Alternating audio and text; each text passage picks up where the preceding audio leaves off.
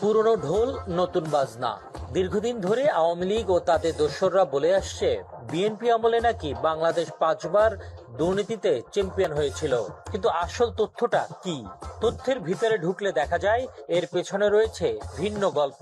1995 থেকে 2012 সাল পর্যন্ত ট্রান্সপারেন্সি ইন্টারন্যাশনাল দুর্নীতির ধারণা সূচক সিপিআই প্রকাশ করত এক ভিন্ন পদ্ধতিতে। বাংলাদেশ এই সূচকে প্রথম যুক্ত হয় 2001 সালে। সে বছরের জুন মাসে ট্রান্সপারেন্সি ইন্টারন্যাশনাল বাংলাদেশকে ঘোষণা করে দুর্নীতিতে চ্যাম্পিয়ন দেশ হিসেবে।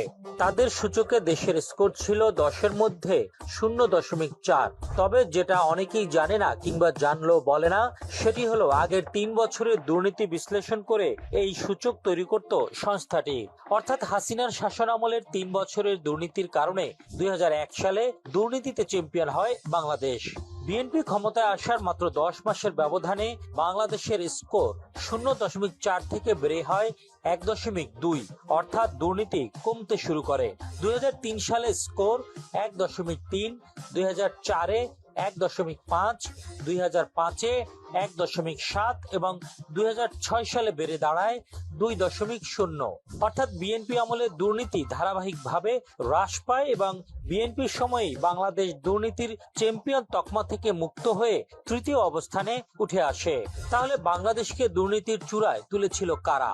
উত্তর একটাই, আওয়ামী লীগ।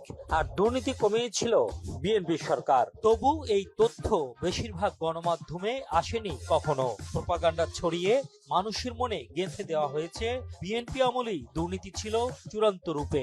বাস্তবতা বলছে সম্পূর্ণ উল্টো কথা। গত 15-16 বছরে ব্যাংক লুট হয়েছে, $200 বিলিয়ন পাচার হয়েছে, বিদেশে তৈরি হয়েছে বেগমপাড়া, পানামা পেপারসে এসেছে মন্ত্রীদের নাম, আর হাসিনার সরকারের সময় তৈরি হয়েছে বাঁশের রাস্তার ইতিহাস।